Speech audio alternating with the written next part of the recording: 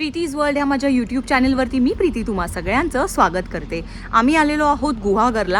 कोकण म्हटलं की डोळ्यासमोर उभा राहतो निळाशार समुद्र, हिरवीगार नारळ सुपारीची झाडं, शांत किनारे आणि निसर्गाच्या कुशीत विसावलेली सुंदर गावं.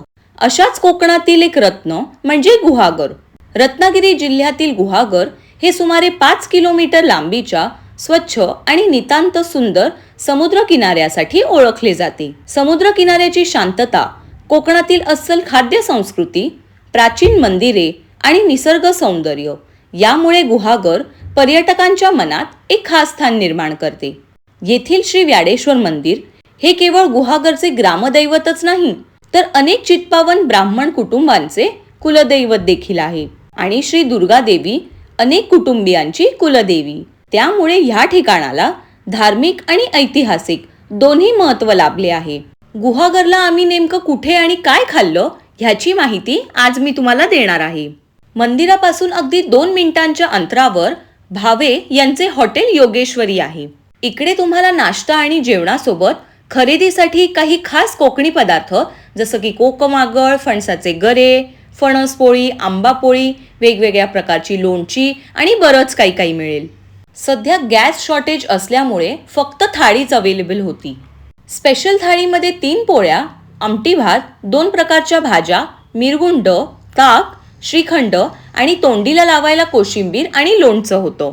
एवढी मोठी थाळी जर तुमच्याकडून संपणार नसेल तर तुम्ही इकडे साधा आमटी भात आणि आमरस पोळी सुद्धा मागवू शकता. आणि हे सुद्धा जास्त झालं असेल तर आमरस आणि पोळी म्हणजे सुखच म्हणायचं. मे महिन्यात कोकणात आलात आणि आंबा नाही खाल्लात तर काय खाल्लं? त्यामुळे आमरस वाटी जरी 90 रुपयाची असली तरी आम्ही हमखास मागवली.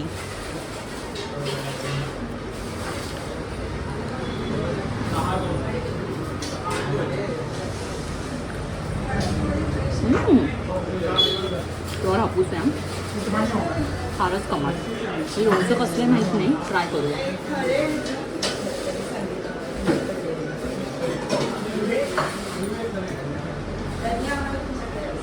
पण छान आहे.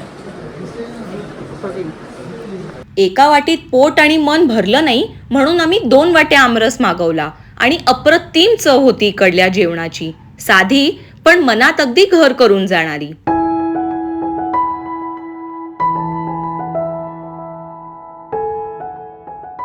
रात्रीच्या जेवणासाठी आम्ही हॉटेल सुरुची मध्ये गेलो. गॅस शॉर्टेजमुळे इथला सुद्धा मेन्यू अगदी लिमिटेड होता.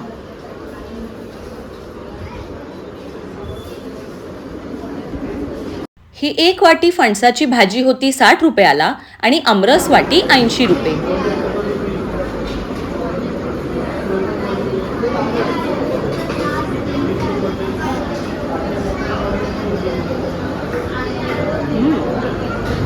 गोळा मसाला घातला यात, छान सिंपल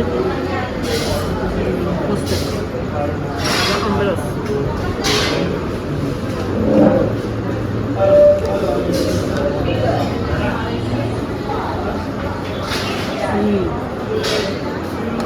मस्त आहे. आमरस खाऊन बघ. हा आमरस प्युअर हापूसचा नसून यात थोडासा पायरी मिक्स वाटत होता, पण चव मात्र अप्रतिम होती.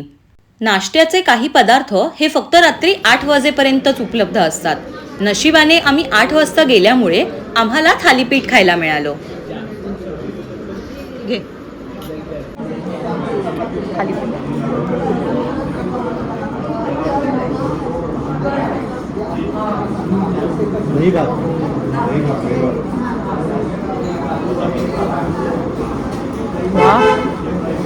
थालीपीठ कमाल आहे.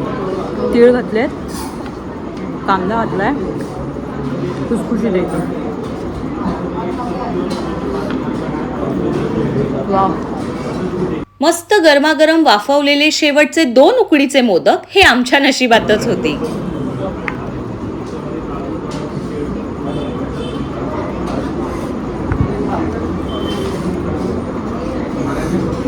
फार गरम आहे.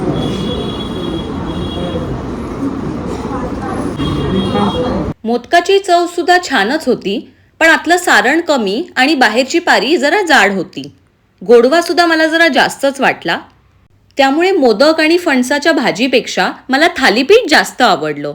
हॉटेल सुरुचीमध्ये गेलात तर यांचं थालीपीठ नक्की खा.